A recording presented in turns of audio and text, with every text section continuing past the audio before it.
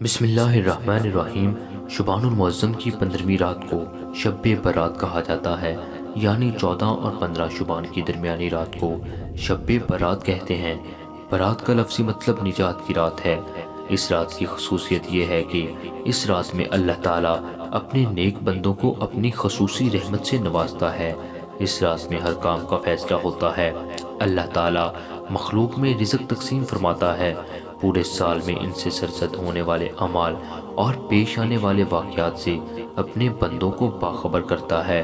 حضرت ابوبکر صدیق رضی اللہ تعالیٰ عنہ سے روایت ہے کہ رسول اکرم صلی اللہ علیہ وآلہ وسلم نے فرمایا، اٹھو شبان کی 15ویں رات کو، اس لیے کہ بالیقین یہ رات مبارک ہے۔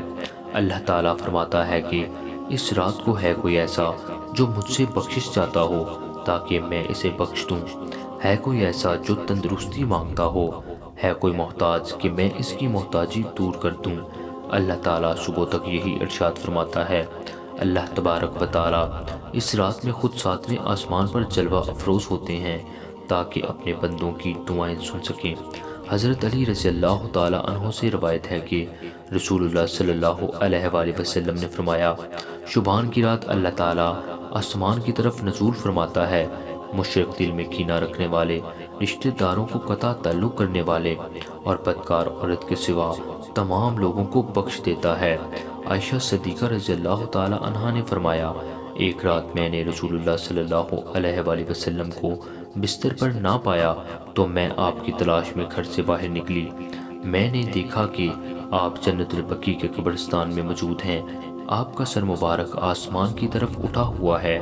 حضور نے مجھے دیکھ کر فرمایا، کیا تمہیں اس بات کا اندیشہ ہے کہ اللہ اور اس کے رسول تمہاری حق تلفی کریں گے؟ میں نے کہا، یا رسول اللہ صلی اللہ علیہ وآلہ وسلم، میرا گمان تھا کہ آپ کسی بی بی کے ہاں تشریف لے گئے ہیں۔ حضور نے فرمایا، اللہ تعالیٰ شبان کی رات میں آسمانی دنیا پر جلوہ افروز ہوتے ہیں اور بنی کلب کی بکریوں کے بالوں کے شمار سے زیادہ لوگوں کو بخش دیتے ہیں اور اسی شمار سے لوگوں کو دوزخ سے آزاد کرتے ہیں۔ اس وقت اس قبیلے کے پاس بے حساب بکریاں تھیں۔ حضرت عائشہ صدیقہ رضی اللہ تعالیٰ عنہا فرماتی ہیں کہ حضور صلی اللہ علیہ وآلہ وسلم نے اس رات مجھے بھی عبادت کی ترغیب دی اور خود بھی عبادت فرمائی۔ آپ نے نماز پڑھی اور سورۃ الکوثر کی ایک چھوٹی سی سورت پڑھی، پھر آدھی رات تک آپ سجدے میں رہے، پھر کھڑے ہو کر دوسری رکعت پڑھی اور پہلی رکعت کی طرح اس میں بھی قرات فرمائی، پھر سجدے میں چلے گئے اور یہ سجدہ صبح فجر تک رہا۔ مجھے اندیشہ ہو گیا کہ اللہ تعالیٰ نے اپنے رسول کی روح مبارک قبض کر لی ہو۔ پھر جب میرا انتظار طویل ہوا اور بہت دیر ہو گئی تو میں آپ کے قریب پہنچی اور میں نے حضور کے تلووں کو چوما تو حضور نے حرکت فرمائی۔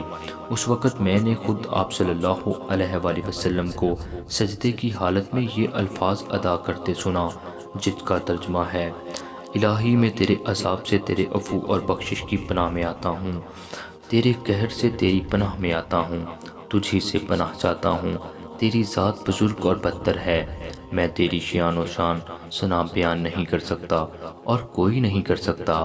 حضرت عائشہ صدیقہ رضی اللہ تعالیٰ عنہا فرماتی ہیں، صبح میں نے دریافت کیا کہ میں نے آپ صلی اللہ علیہ وآلہ وسلم کو پہلے کبھی ایسے کلمات ادا کرتے نہیں سنا۔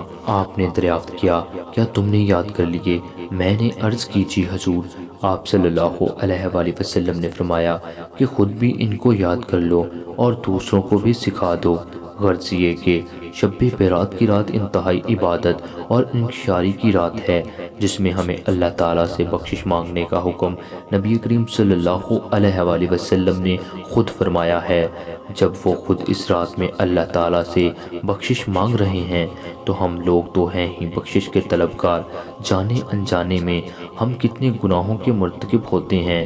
ویسے تو اللہ تعالیٰ فرماتے ہیں، جب تم مجھ سے سچے دل سے معافی مانگو گے تو میں تمہیں بخش دوں گا، مگر شب برات کی رات ہم سب کے لیے اللہ تعالیٰ کا ایک تحفہ ہے۔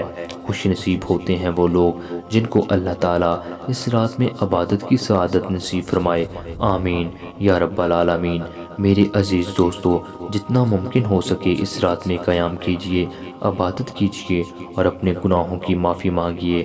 اس رات میں اللہ تعالیٰ مالک الموت کے ذریعے کام لگاتا ہے کہ جن لوگوں کی روحیں اس سال قبض ہونی ہیں ان کے ناموں کی لسٹ تیار کی جاتی ہے، جن میں لوگوں نے جو اعمال کیے ہیں ان کو لکھ دیا جاتا ہے اور ان کو آسمانوں پر اٹھا لیا جاتا ہے۔ جن لوگوں نے اس سال وفات پانی ہے، جن لوگوں کے ساتھ جو معاملات پیش آنے ہیں وہ سب کے سب لکھ دیے جاتے ہیں۔ میرے عزیز دوستو، ہم دنیا کی رنگ رنگینیوں میں مست ہیں، ہم دنیا کی رنگینی میں کھو چکے ہیں، لیکن ہمیں معلوم ہی نہیں کہ کیا پتہ اس سال ہمارا نام بھی ان لوگوں میں لکھ دیا گیا ہو جن کی موت اس سال واقع ہونی ہے، کیونکہ زندگی اور موت کا کوئی پتہ نہیں۔ لہٰذا ہمیں اپنے گناہوں کی معافی مانگنی چاہیے، اللہ پاک سے گڑ گڑا کر اپنے گناہوں کی توبہ کرنی چاہیے، اور ہمیں چاہیے کہ اس رات میں جتنی ممکن ہو سکے ہم عبادت کریں، اپنے گناہوں کی معافی مانگیں، اللہ پاک کی طرف سے رجوع کریں۔ اللہ پاک ہم سب کو سمجھنے اور نیک اعمال کرنے کی توفیق عطا فرمائے، آمین یا رب العالمین۔ مزید اس طرح کی اسلامک ویڈیو کے لیے آپ ہمارے چینل MT اسلامک ورلڈ کو سبسکرائب کریں اور بیل کے آئیکن پہ پریس کریں۔ شکریہ۔